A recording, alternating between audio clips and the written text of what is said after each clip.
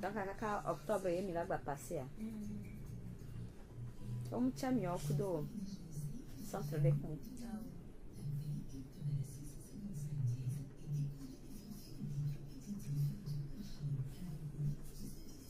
Oh, faveur, là, il y a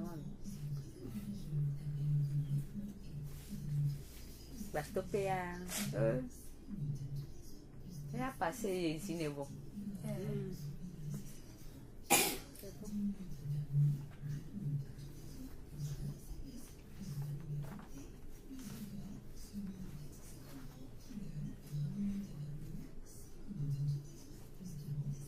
ni blo ya leva yefifia ibele ko ni a pompo Sicilia bena nu kechon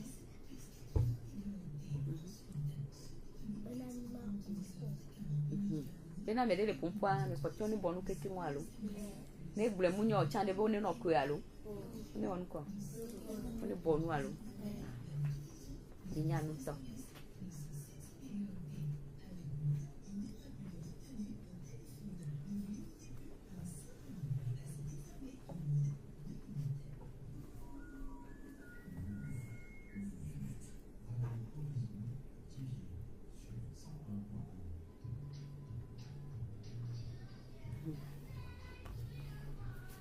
mi ja je comme l'eau.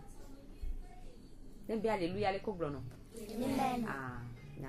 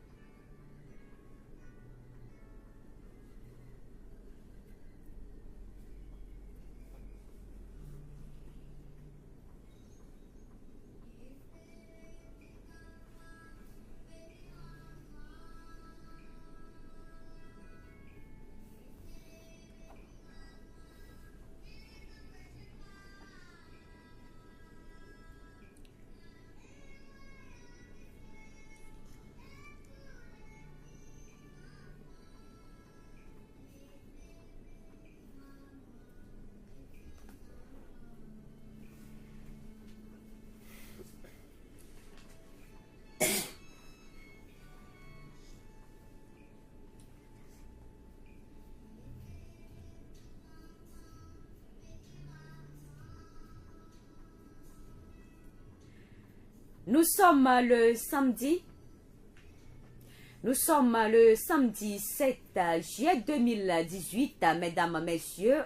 Bonjour et bienvenue à votre émission L'heure de l'enfant épanoui. Aujourd'hui, nous avons la joie et le plaisir d'accueillir les enfants de l'église de Pentecôte du Togo, paroisse de Adangbe, paroisse d'Adangbe CDE. La grâce TG 211. Ils nous viennent d'Adangbe, bien sûr, dans la préfecture de Zio, comme vous le savez. Eh bien, mieux et honlonwo, allo, devio, vasramikpo, egbele, radio raison, la voix du Zio, oso Adangbe, wawe chocheto, église de Pentecôte du Togo. CDE, la grâce TG 211. Ole nya dome zande ya ni la somo nu popono nya kasengu nya sronu nya pojijo nya so gapopo de kakwa asoma nukumi zande ya mi la somo nu popona mi achato dino lo mi la do kamefa ni nya kele nya sikwa ni la medodu oyo na be blessing na oyo na novinyobe CDE la grâce TG 211 violo. Des vieux miawezon lo. Yo. Yawa hometa wo. Ofa. Nyatom nyano wo. Ofa. Nyawe plola wo.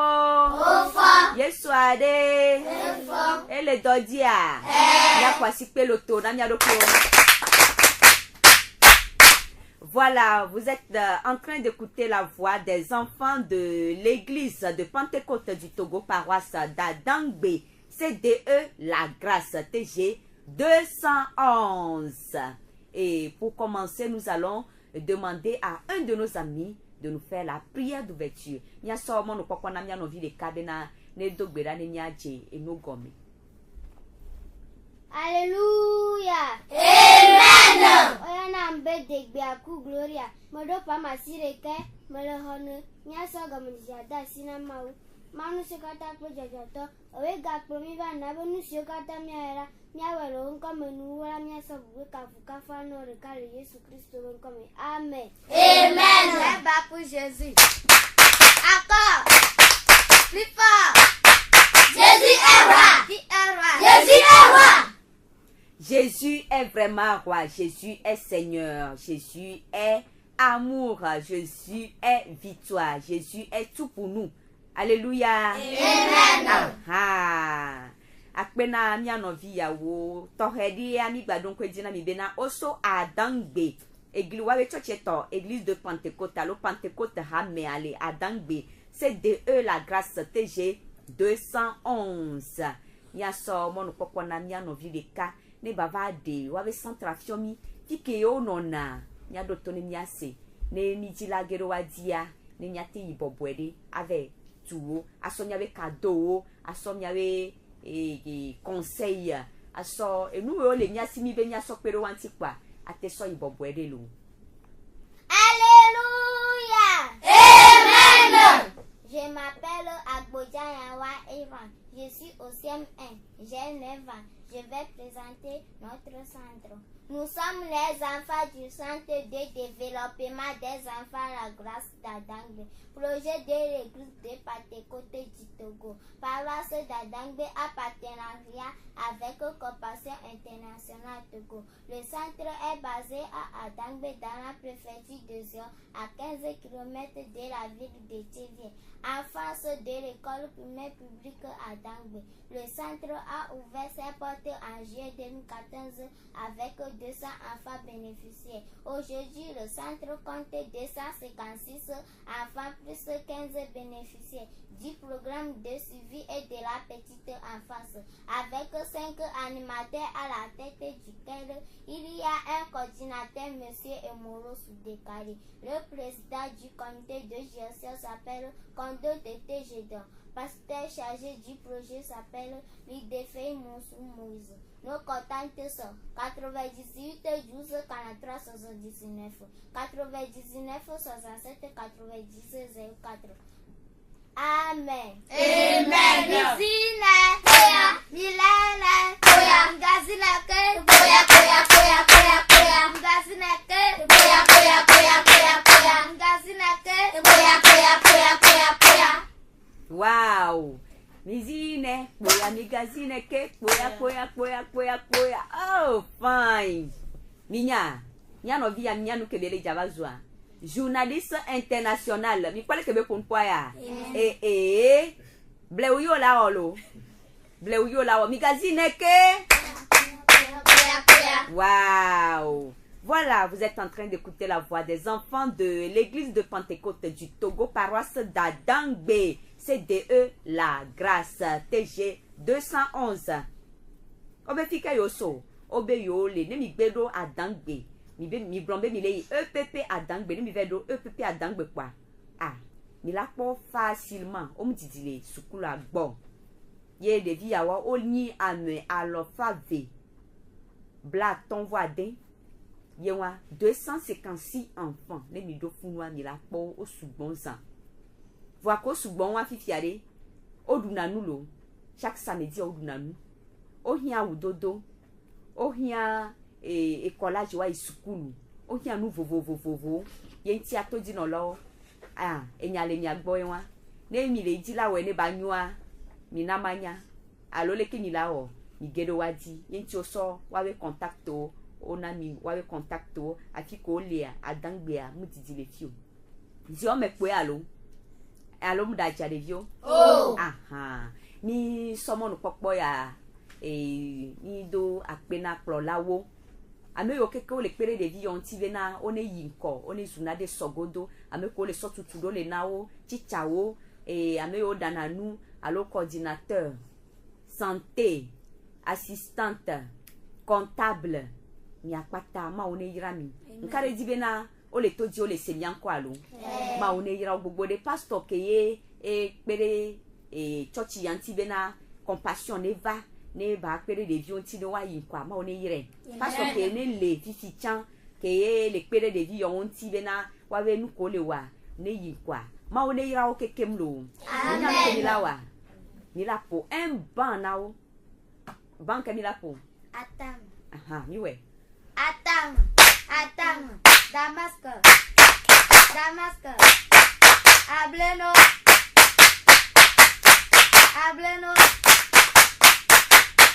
Atam.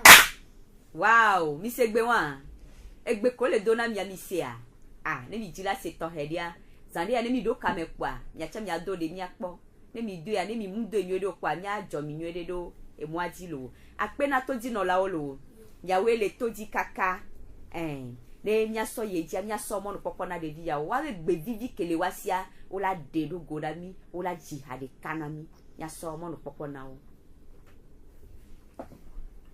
Chérie Jésus, 1, 2.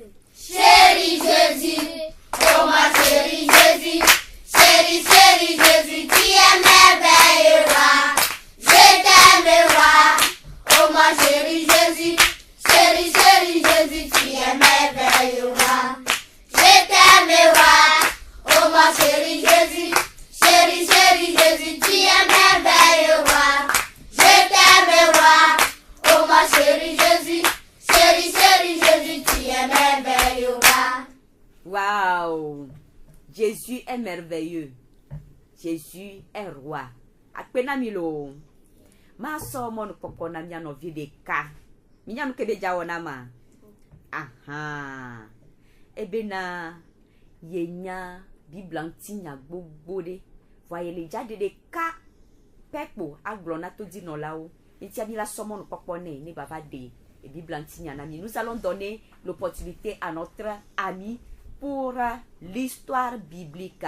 Notre ami a plusieurs histoires, connaît plusieurs histoires dans la Bible, mais va nous raconter une seule histoire biblique. Bonne arrivée. Alléluia. Amen. Oyana da menyo na jo Viviane. Modo pa masire kemol hono.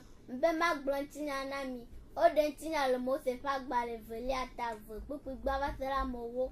E fiade na ni le Egypte kwa. Inko ni Pharaon. O do sol jan be dra vire kama ga jin suviko. Va me benyo nde ava jin suvi. O yo via be Mose. Le kpore via jika ka o tra moto ko lo wura. Va le kpore jika ka o tra moto I va yo via ma fa va le ji va se nkwa. O tra ngolo kusimo I ka vo vudolo mo. I ko le via demo ko ve da toji. O to anko ni Nil. De via mo dada Miriam. De via volonté be avec pole ki no vira avec kura. I fia me vire ka java le se to ato. I po kusiare ra de mo jo bo ve ka kusiava yo ve ka kusiava. Nous souviens le kusiamo vonya popo e ba meke la po le via dina I va sina ima. I da via mo dada do gol gban globena ya diamona o me be eve pro de via mo nova. I le po le via dikaka e fi covena e fia me via. Eva va mo bena ma uvato mo se dide ici peut-être le cousinye me amen. Amen. Elle va pour Jésus. Encore. Plus fort.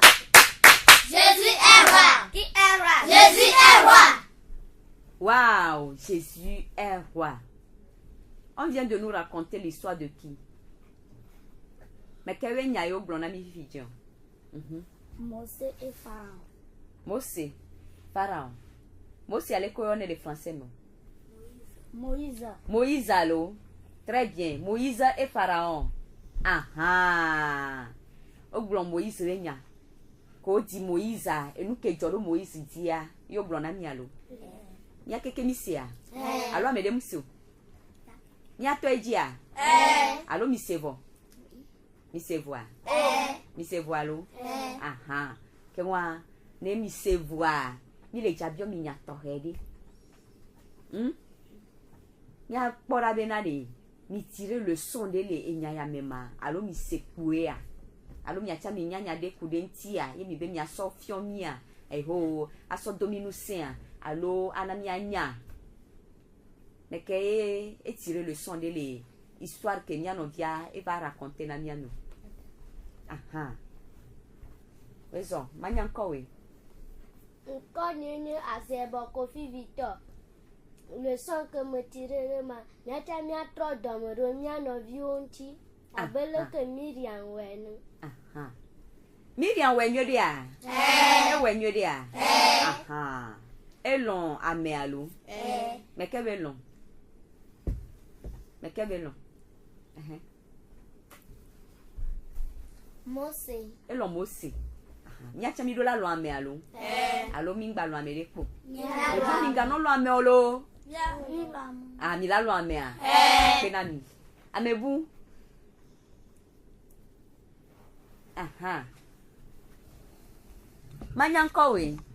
Nka nyenyi loko ami Deborah. Nyawe abe Mose me dada ene. Aha. Ame bu.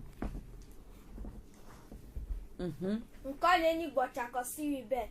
Mejima glona toji no lobe nyawe abe de ke Mose me no tro do mele nya no bianchi. Eyo lebe na dia ke kava ko da toji ma utro do mele ntia. Mejibe nya glona toji no lobo wa cha tro do mele. Nya de bianchi ne nalu. Amen. Amen. Oh, fine. Ma one yera mi lo. Yo. Aha. Keye Mose we no. E fo Mose we fuade. Nkebe o. E de fwa dangbe a. E no atikede ji a. Eji a. Eji a lo. Kebe ji a to gbo be na obe olawu evinu suvi ko la ji a.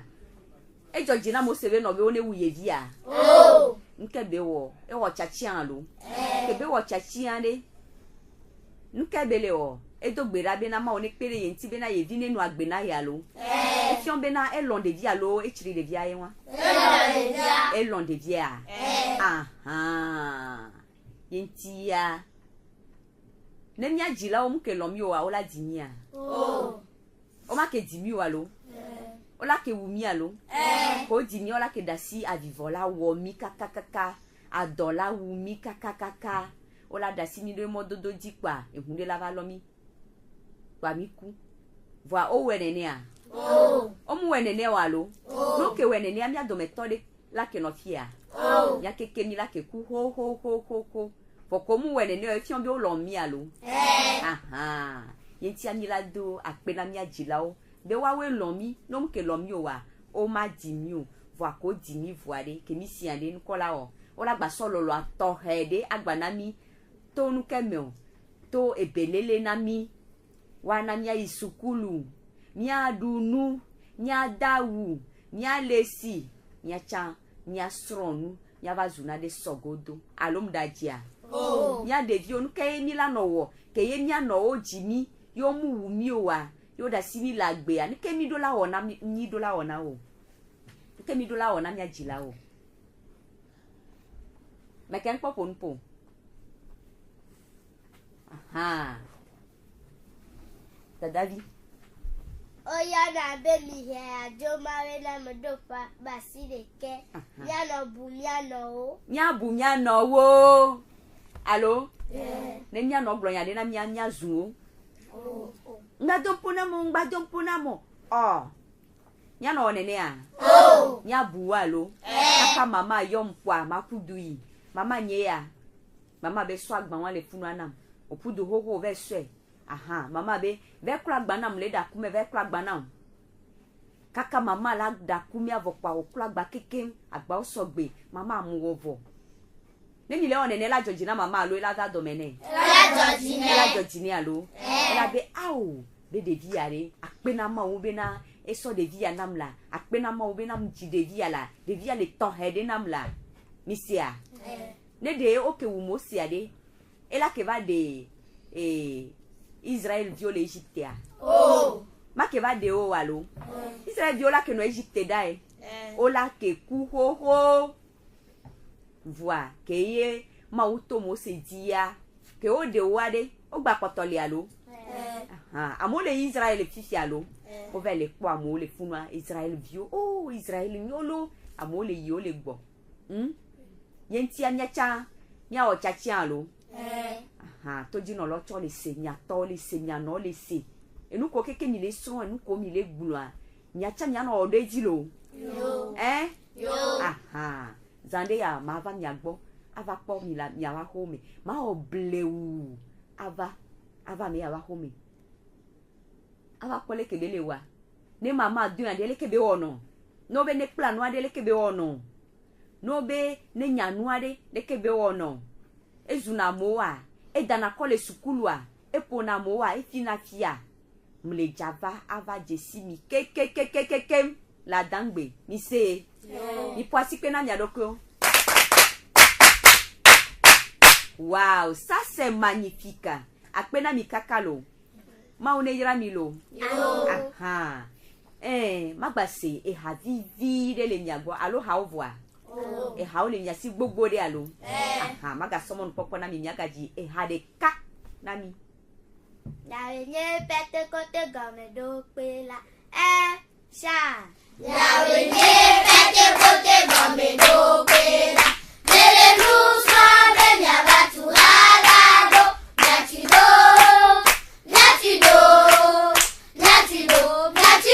na Yesu.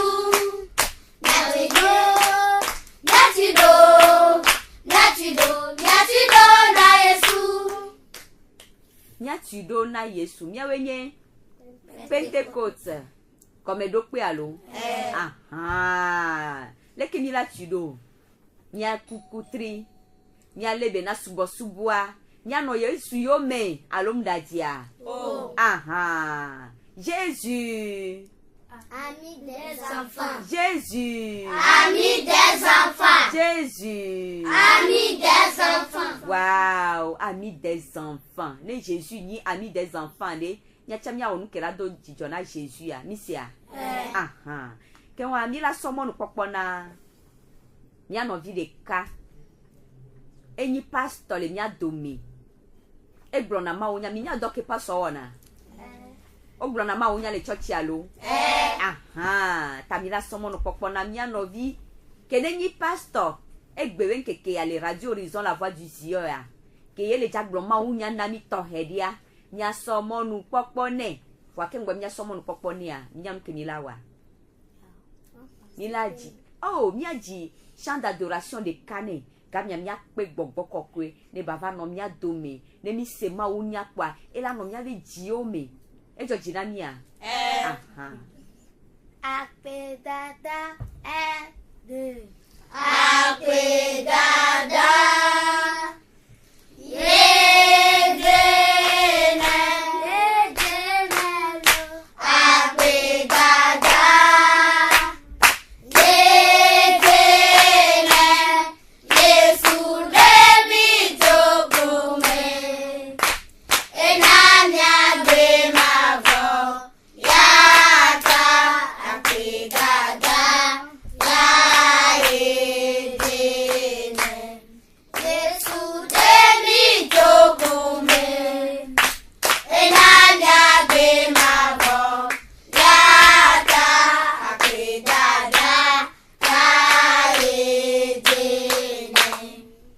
Alléluia. Amen.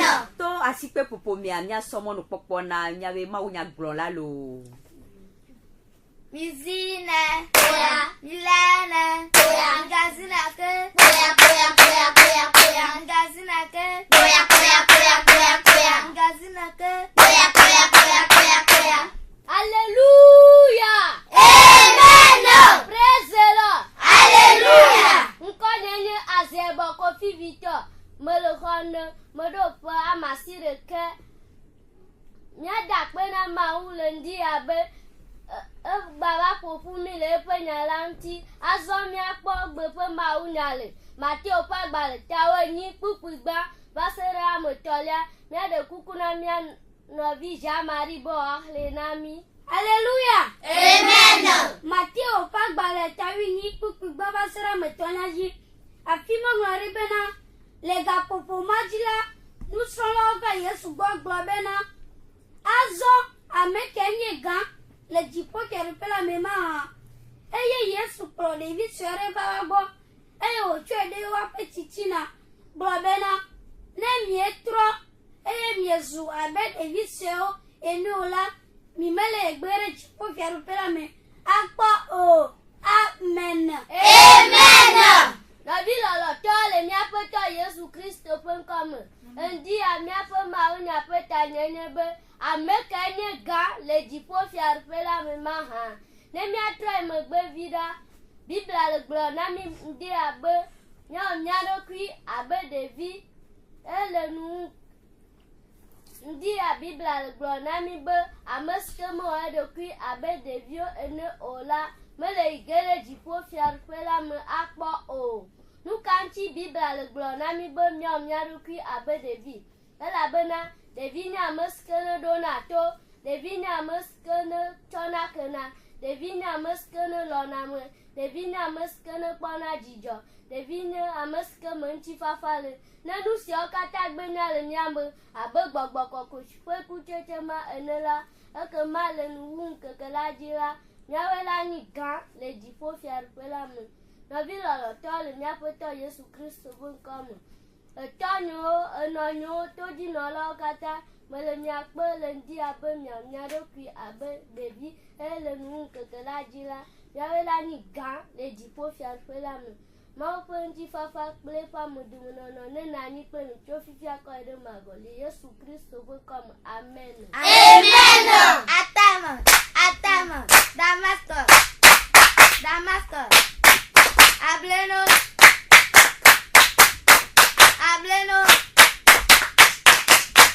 Atama. Voilà. Akpena mi kakalo. Maone ira maunya glon la tohede lo. Merci au pasteur, merci au prédicateur, merci pour ce passage biblique. Merci pour cette prédication tirée du livre de Matthieu chapitre 18 versets 1 à 3. Et le titre nous dit: qui est le plus grand dans le royaume des cieux? Et voilà. Et le prédicateur nous a dit, celui qui veut être le plus grand dans le royaume des cieux n'a qu'à ressembler à un petit enfant. N'a qu'à ressembler aux enfants. Pourquoi dire qu'il faut ressembler aux enfants? Les enfants sont ceux qui aiment. Les enfants sont ceux qui pardonnent. Les enfants sont ceux qui ne gardent pas de rancune. Donc, la prédication nous dit d'être comme les enfants. Si nous les grands, nous voulons être comme et nous voulons hériter le royaume des cieux, nous devons nous comporter comme les enfants. Un enfant qui se querelle avec son ami tout à l'heure, quand vous allez les voir, quand ils vont se séparer tout à l'heure, dans une minute, ils vont revenir vivre ensemble, s'amuser encore. Nous devons faire comme les enfants, surpasser tout et être ensemble. Dieu sait pourquoi il a créé l'un à côté de l'autre. C'est pour que nous collaborions. C'est pour qu'ensemble, nous vivons pour la gloire de son nom. Nous devons nous comporter comme les enfants, dit la prédication de notre pasteur du CDE, la grâce TG 211. Yagba kwasipe loto de kane. Wow, ma one yire gbogbo de lo. Inyan ke ni la wa. Ni la somo no popona to dinolo. O se mi anko hoho, bo le dila do kame. Fifia ni la somo no popona okwa, o la do kame, ne nya ke le wa sinamia, ne nya hwelo. Aha. To dinolo o akpena mi mia we le toji kaka, ma one yira mi gbogbo de lo. Mi don kwe dina mi bena mi le se Église de Pentecôte du Togo, paroisse d'Adangbe, Viorenko, Wabe CDE Ayeto, la grâce TG 211. Yetia Nido Kamem Yayomi le 91 24 24 65 98 60 98 62. Allo, blasie ke voleka, blavevoni, bladevoaton, Yawe mouveni blasie ke voni, bladen, blasie ke voni, bladevove. Fidèles auditeurs, vous avez la possibilité dès à présent de nous appeler sur nos numéros 91 24 24 65 98 60 98 62. Si vous avez des questions, vous avez un ajout, vous avez une belle chanson, qu'est-ce que vous avez à nous dire? Appelez-nous sur l'un des numéros 91 24 24 65 98 60 98 62. Nous sommes ensemble. Je m'appelle Blessine comme je vous le disais au début. Et voilà, on va s'échanger, on va s'appeler, on va s'amuser. On continue avec les enfants de l'église de Pentecôte du Togo, paroisse d'Adangbe, CDE La Grâce. Voilà, nous allons continuer.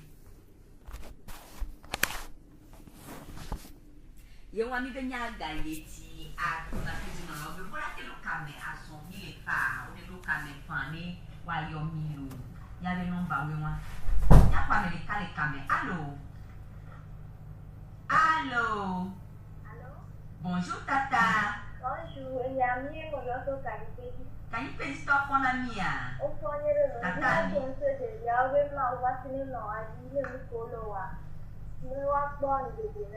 Amen. Mau ne yira ni lo. Yo mi do bena kan pe store na ni lo. Bye bye. Yo wa mi o mon poko ya ni do bena anesia ne kenele do tomile ati de pepe ya da kwa America le kame. Allô. Allô. Bonjour monsieur. Bonjour. Nyanya nyankolo. David.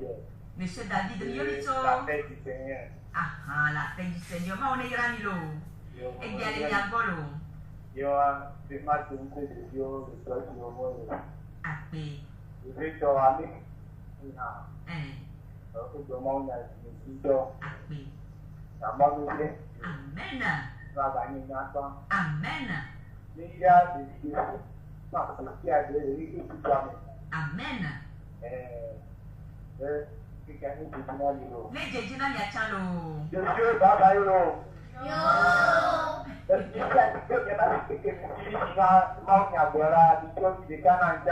Aha.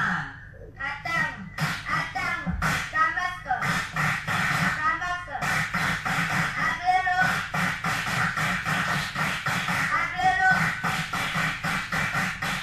Adam. Wow.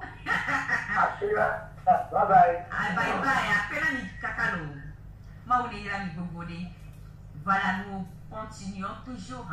Et dans l'émission L'heure de l'enfant épanoui, nous avons encore une vingtaine de minutes à passer ensemble avec vous, chers auditeurs. Et vous êtes à l'écoute de cette émission avec les enfants d'Adangbe, CDE La Grâce TG 211. Vous pouvez nous appeler sur le numéro si vous avez une chanson, vous avez une question, vous avez un ajout. Vous pouvez nous appeler sur le 91 24 24 65 98 60 98 62. Allô? Allô? Ah, Anya, egele kami. Yo, mi o mon pourquoi ya mi donc bena tchije to katan, tchije to nyawe le to dilo. Mi yale ya chami dona kame bogore, ingadasi a moli no do kame kwa, nya to mi le, nya gbo le, nya wa hadi le pia kwa. Mi le do kame wo. Apena nilo. Mi yale centre chon o le to di torrede, davie le funu, asome le funu et Bethel Davio. Allô, bien pour America. Allô, bonjour. Mi de combien y a encore? Victoria. Mi yo mi Sofika. C'est pathétique. Pathétique ton fond na ma. Au fond, Et bien les nyagolo. on va dire qu'on a des dieux. On va dire qu'on a un solo. Yolo. Moléolo. Amen lo. Brata venir à la tropa. Amen. Bye bye. Bye bye. Mi donc na pathétique ton captain lo. Ah. La grâce to miletodi a nyave miletodi nyave centre eton ko Bethesda lo. Aha, cheje di le 3. Le miletodi a ni to gbena ni to hede, ni to gbena pagame alo EPT. Mon nous mi to gbena da je modi to a mi sia me kene le todi kwa. ne xɔ hadia ne xɔ nyabe egbedona mewo mi sɔ wɔna ya sɔ le ye dzi ya sɔ mɔnukpɔkpɔ agbana ɖevi ya tɔxɛ ɖe ne woagba yi wabe wɔna dzi lo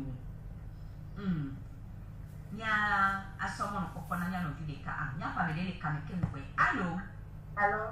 bonjour Ouais, c'est ça. dɔnni sɔlo Du coup, tata aussi, là, son mandat. iya nya gbɔ. Ah là là. Mais quelle a des idées les kadima? Inga on est là. Oh. Tata chérie do kamefa. 91 24 24 65 98 60 98 62. Ngama yo do kamefa.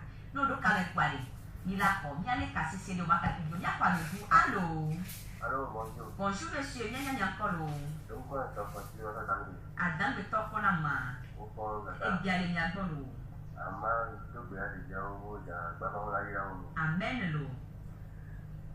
Bye. Yo, vito bena dan be toka tan lo. Bye bye. Nya somo no popona le pia o be e ya le lo si to he te yo agbon aso don ko pe na mi ko be na mi le to d'Ivoire. Ta mu no e ya le suso le disagire etia yo la to ko pe le ka be le na ni lo. Nya somo no popona na mi no fi le ka ni e nya telesia ni ba me na mi nya se. We son lo. Yo. Nya de siwe. Oya la baby ya Jomala, moto baba si le kame le khane, mbaba konya le kaso de mkokinani. E fiare na ni vai sato le magado la bono do gale jwamada ide. Ima go gale le si ke ni le kle le dwe. Da mo le te kwa kwa la ya ko ima go kwa si ke mo lona nule jo asone.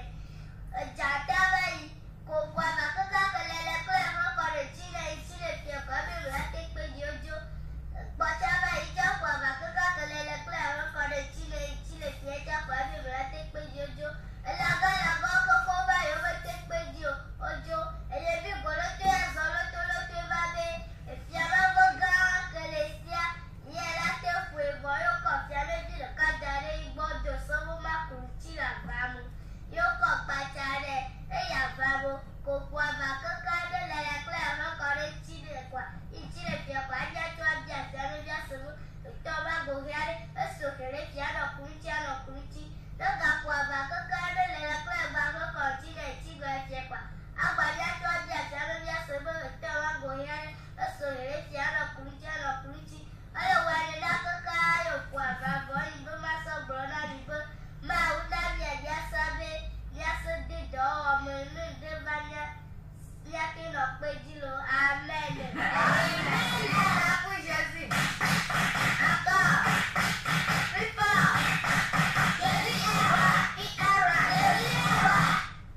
Jésus est roi.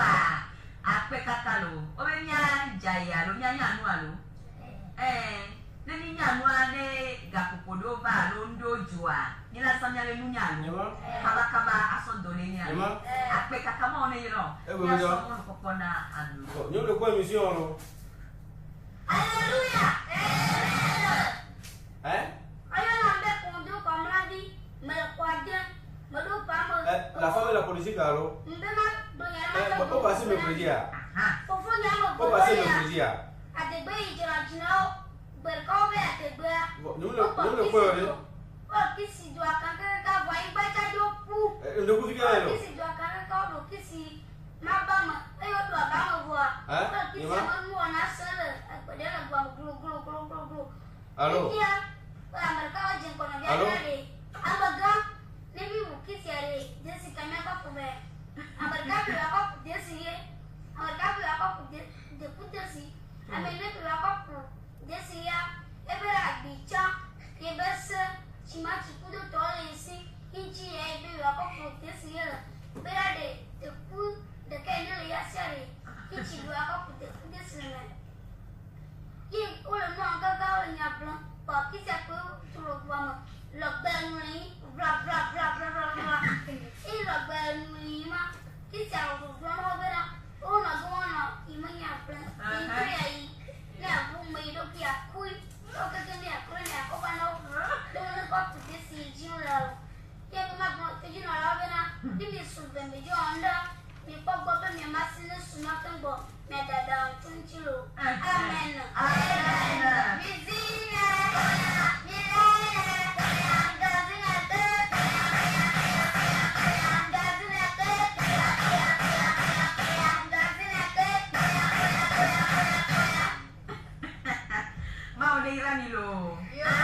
Yo, toji nolo mi do kame fa, mi do kame 91 24 24 65 98 60 98 62. Allô? Allô? Amenez les camélias quoi. Allô? Allô? Bonjour monsieur. Bonjour. Il est combien de similo? Bézia. Bézia. Ah, on m'entend, oui. Eh oui. Lesquels ils font l'eau? Il faut dire. Ah, Bézia les nyabolo. Regnantea. Ah oh. Le vieux, vous va pas marcher guéri. Le mal de vrai marcher que mon reçu, ou pour placher. Elle a fait au moins expecto à l'autre n'a vraiment lieu. Amen. Mais à modèle à une belle activité de Viudia, Maula Diamant. Amen. Amen. Allô? Oh là là. Monsieur Bézia? Ejo. Apena miafua, ma one yere kakalo. Owe to minu sen kaka, ma one yera wo. Nyame nomba o ba. Nyame ni nyagbale kufutare. Ni do kame fa. Blasie ke vore ka, blade voni, blade voa ton mouva, blasie ke voni, blade vo ve. Allô? Allô? Oui, bonjour monsieur. Bonjour. Nyanya ni encore miapo. Voilà, bonne année. Ah, bien ni agbolo. Attention. Ape. What you don't know, Yewa. that's how many knows. Yewa lo. Okay, yeah, what is that? Go to Papa. No, don't put it again. Yewa. You Yo. Ape kakalo. Nkekene no kmonyo na ni lo. Bye bye. Bye. Allô, amenez les camélias quoi. Allô, bonjour, tata. Bonjour chérie, nyanya encore. Le coup de quand tu vas la vie soit dans le Ah, et la vie soit là. Ah, il y a les miagbo. Je m'attaque Apena miagbo. C'était des gens en malade d'ordination. Yo. Amukura ve la natura bena. Et puis on le pour on avait mon bena au mai quoi. Maou. La go dans le cou. Yewa. Mais m'attaque mais je ne vois si que cana. Aha. Pour Jésus.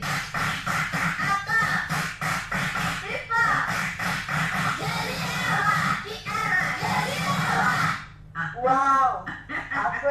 Apena miachalo. Zale. Il y a ce qu'on a bien envie de canner un verset biblique de Canaan. Il y a combien d'années? On l'a fait un verset. Il y a un autre qu'on a. Bon, c'est moi. Et payer des milliers d'aller, disons. Tu dis non, on vient d'entendre dire l'eau.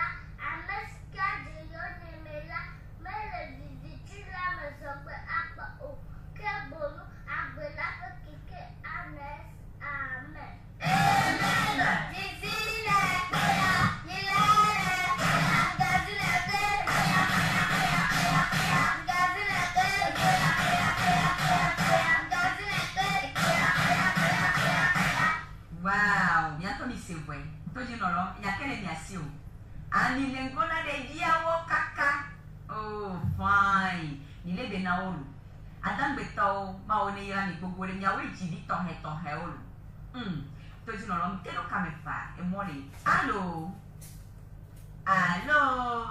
Bonjour. Bonjour. Il y a des similo. On me fait une autre partie. Ah, égal d'abord.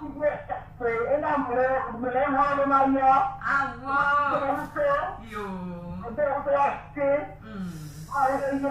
Amen, lo. Amen.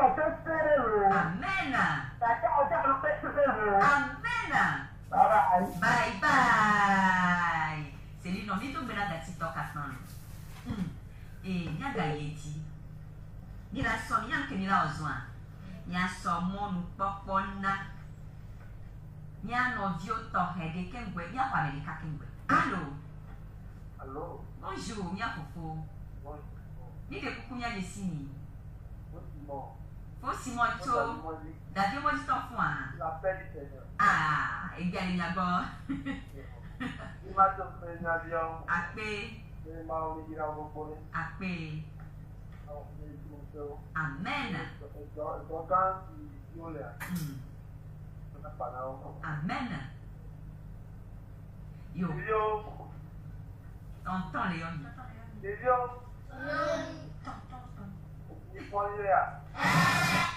Yahweh le dit l'eau. Maouli ira dit l'eau. Yadok bena ordinateur au quelque Bye bye. Après caca. Il y a un bien sûr des vieux alson. Fiat de lui aussi wa wonani. Enti anya somo no kokko na wa pepi anani. Nya no toji ne nya seri nya somo swele. Après caca nya somo no kokko na de ya wo. Ni do pejina ni dena also Adangbe. Église de Pentecôte du Togo, c'est DE la grâce. Le niveau d'eau et EPP Adam de Kwani là, il est ici DE la grâce. Pour la promesse de la grâce TG 211 lots. Il y a seulement le pourquoi on est. Est-ce que le décès, propre mon quartier.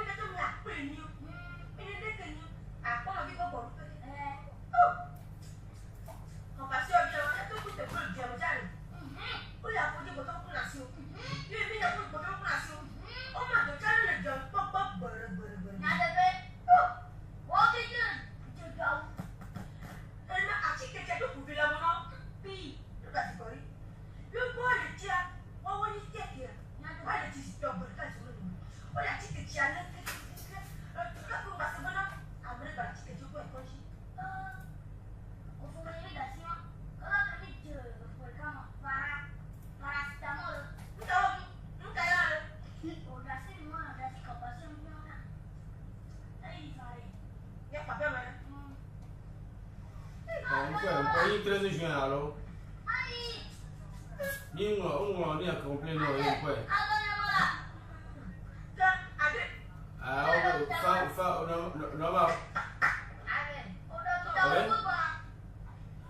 c'est femme politique alors. On la femme politique, la femme qu'on a mis dans le monde, on est là. Oui, d'accord.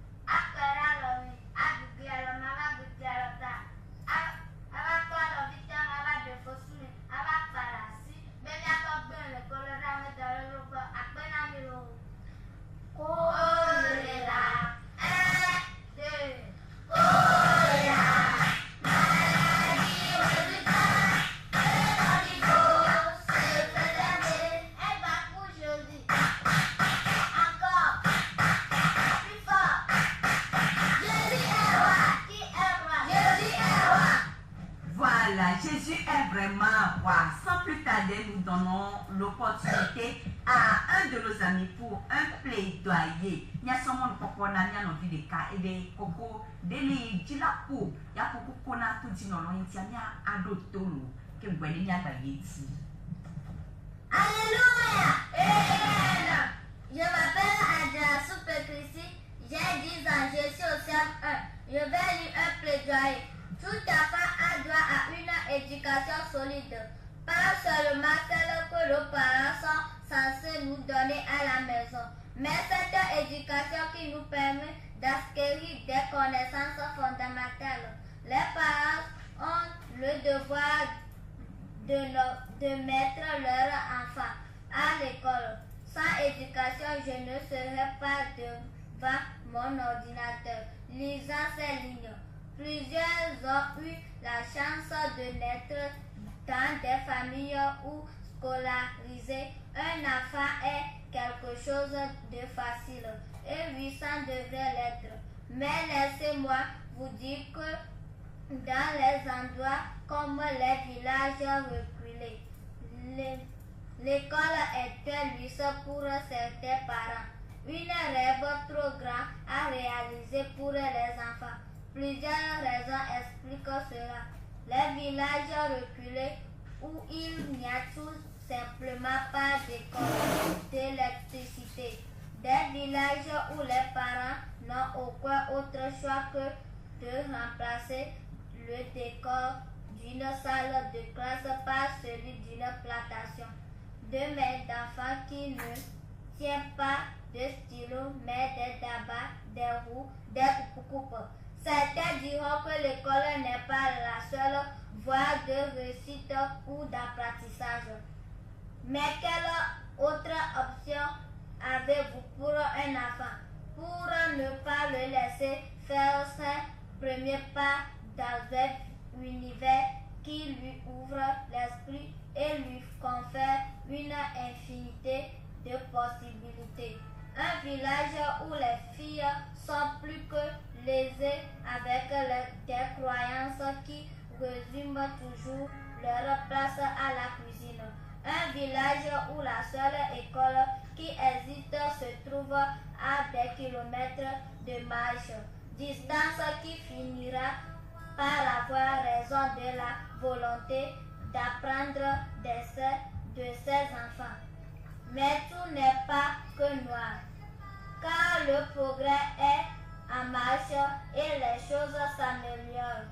Des écoles sont créées, des manuels scolaires distribués et des enfants reprennent le chemin des bancs grâce au Centre de développement des enfants tel que le CDE La Grâce de l'église de Pentecôte d'Adangui. Cependant, le combat reste à faire. Plus d'enfants ont besoin de vous, de notre aide et surtout de notre engagement. Amen. Amen.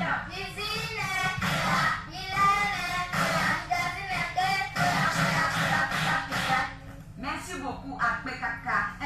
Fefia et Blombena, et le sketch nous parle de l'hygiène alimentaire. Se laver les mains avant de manger pour éviter des maladies. Le plaidoyer nous dit d'aider les enfants. Ne les laissez pas à la rue. Aider les enfants à aller à l'école. L'école est très utile pour les enfants. À leur âge, qu'est-ce qu'ils ont à faire? Est-ce qu'ils peuvent aller au champ transporter les bois et autres?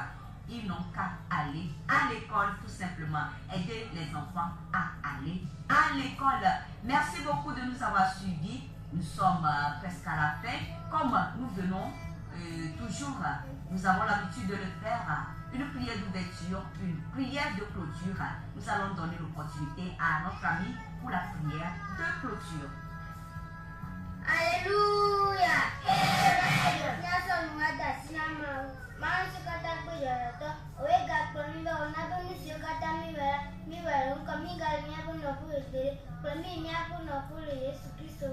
Amen. Yewa apena tonti no lo kata biawe do tomi egbea ni do kwezina ni bena e Pentecôte du Togo paroisse d'Adangbe CDE La Grâce TG 211 Dio Yeva Horizon mi panyale wona ya yaga no toji même les gabea yaga a rediffusion na mi alo akbatro apuena mi ya no toji apena mi kakalo. Merci à vous fidèles auditeurs pour nous avoir suivis. Vous avez écouté la voix des enfants d'Adangbe CDE La Grâce. Et voilà, je suis blessée pour Sonia. On se retrouve la semaine prochaine si Jésus tarde à revenir, bien sûr. Même chaîne, même heure. Mais la rediffusion, c'est tous les mardis à partir de 18h. D'ici là, portez-vous très bien. Bye bye. Des vieux, au revoir.